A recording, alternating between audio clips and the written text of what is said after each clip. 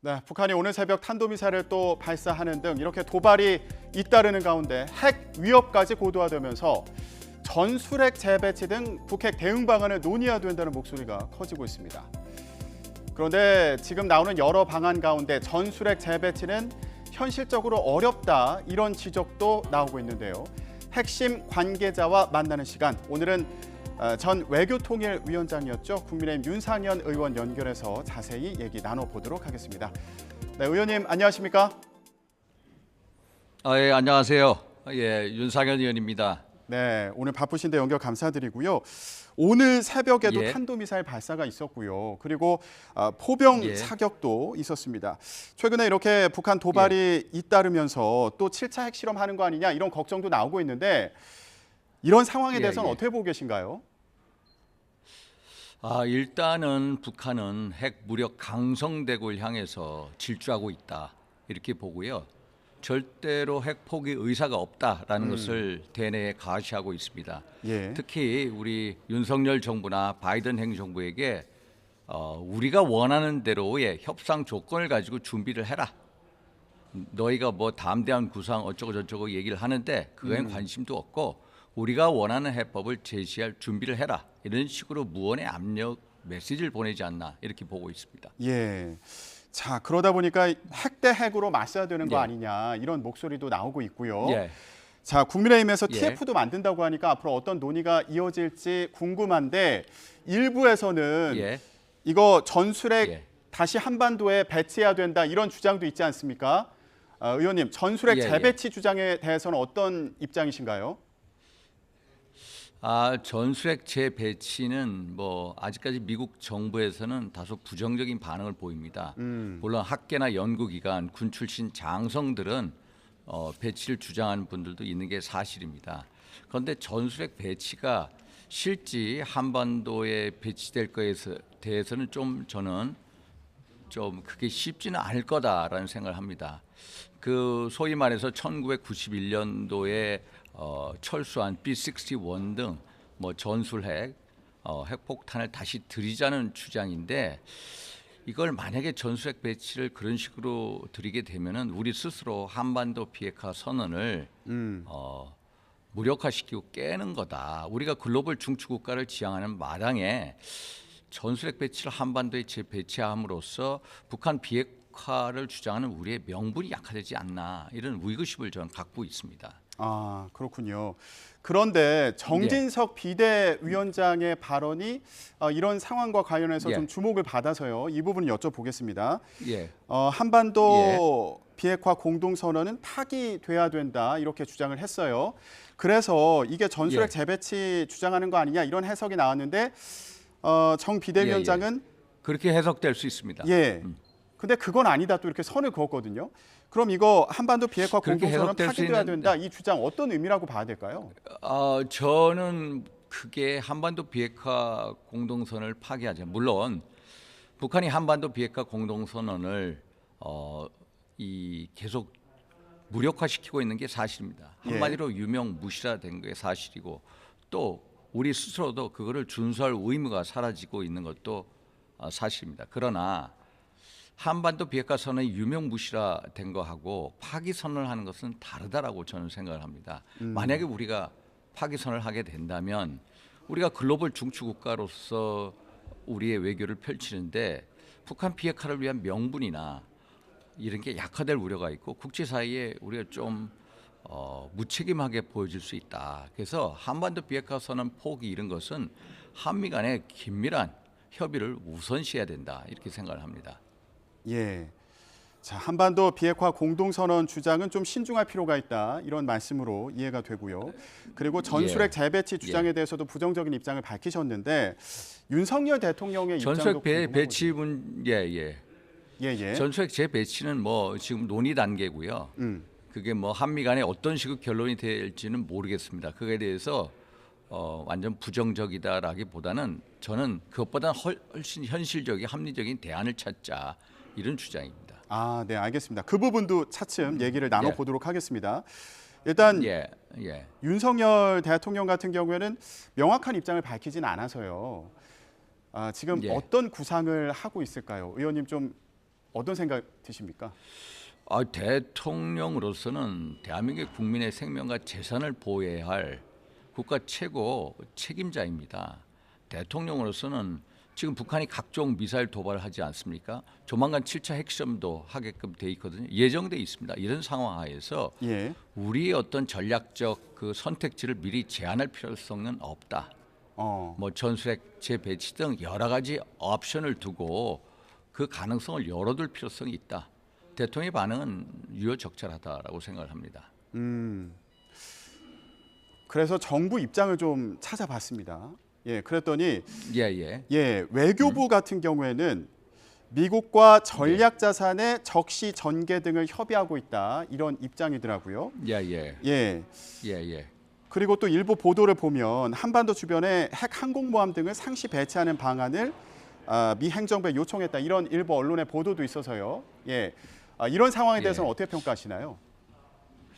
제가 지난 박근혜 정부 때부터 일관되게 주장한 겁니다.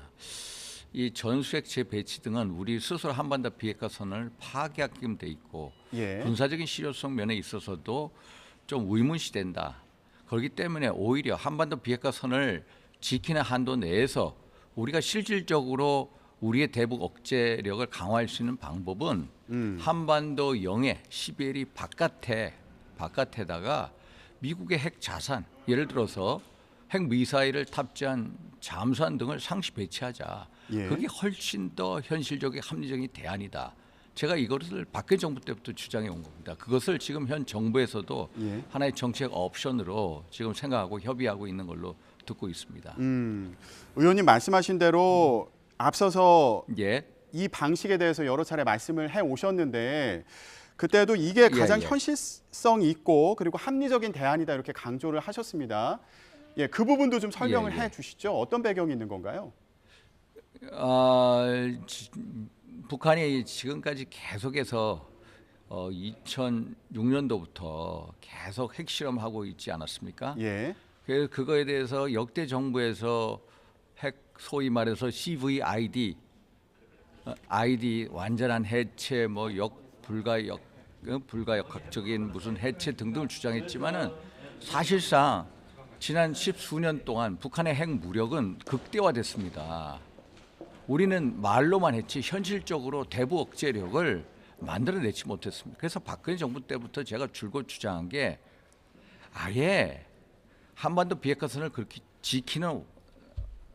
지키면서 우리가 실질적으로 대북 핵 억제력을 높일 수 있는 방안이 뭐냐? 제가 생각해낸 게 한반도 영해를 넘어선 바깥의 공해상에다가 핵 미사일을 탑재한 미국 잠수함을 상시로 배치하자. 그래서 그 미국 측하고 한미 간에 핵 공유 협정을 맺자. 이게 훨씬 더 현실적인 대안입니다. 만약에 전술핵 배치를 우리가 한다. 오산 공군기지, 군산 공군기지에 한다고 하죠. 그게 이 공대지 미사일로 쏘는 겁니다. 만약에 북한이 마음 먹으면은 오산 군산 공군기 5분이면은 즉각 폭파시킬 수가 있습니다. 그럴 바에야 오히려 공해상에다가 핵 잠수함, 핵 미사일을 갖다 놓으면은 어디 있는지도 모르거든. 그게 북한에다가 실질적인 위협이 된다는 거죠. 또 그거에 대해서 한미 정부 간의 핵 공유 협정을 맺자. 또 여기에 만약에 일본이 거들면 훨씬 더 이 공유 협정이 쉬워질 수도 있습니다.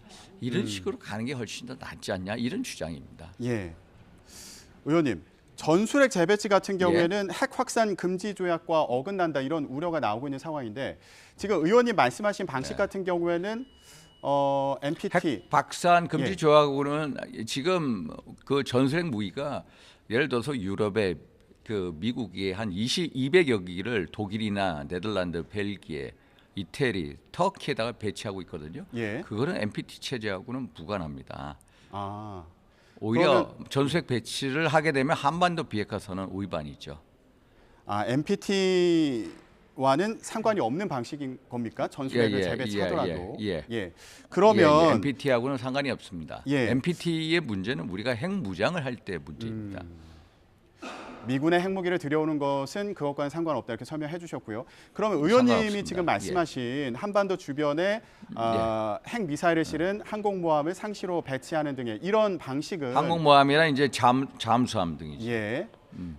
잠수함이든 뭐 핵 항공모함이든 상시 순환 배치하면 어떨까 하는 생각. 예. 미국 정부의 입장도 중요할 텐데 어떤 반응을 예상해 볼 수 있을까요? 예. 미국 정부가 우리의 독자 핵무장에 대해서는 절대 반대입니다.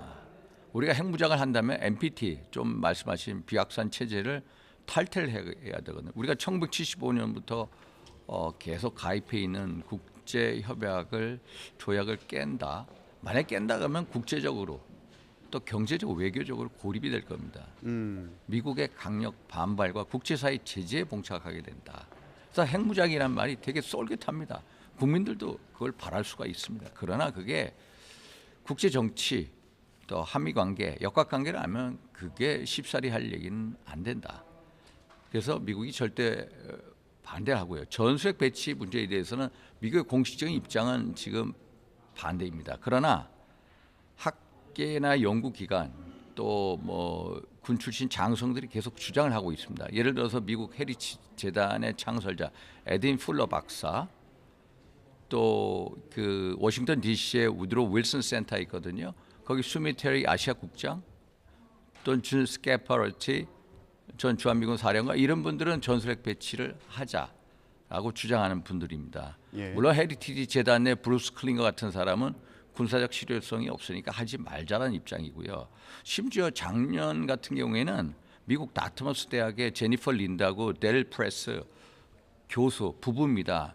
그 두 사람은 한국이 독자적 핵 무장을 해야 된다 이렇게까지 주장하고 있습니다. 그래서 미국 조야에서 학계나 연구기관 여러 분야에서 핵과 관련된 여러 의견이 개진되고 있는 실정이다. 그래서 전술핵 배치 문제도 한미 간의 협의를 통해서 풀어야 된다. 만약에 한반도에 전술핵 배치를 못한다면은 예를 들어서 우리 아시아 태평양 지역에 전술핵이 없습니다. 미국 본토에서 전술핵을 괌까지 끌어당기는 그런 방안도 있다라는 말씀도 올립니다. 예, 알겠습니다. 윤석열 대통령도 조야의 여러 얘기를 듣고 있다고 한 만큼 앞으로 정부와 여당에서도 어떤 논의가 있는지 계속 지켜보도록 하겠습니다. 예, 지금까지 국민의힘 윤상현 의원과 함께 전술핵 관련된 논쟁에 대해서 얘기를 나눠봤습니다. 의원님 오늘 말씀 고맙습니다. 예, 감사합니다.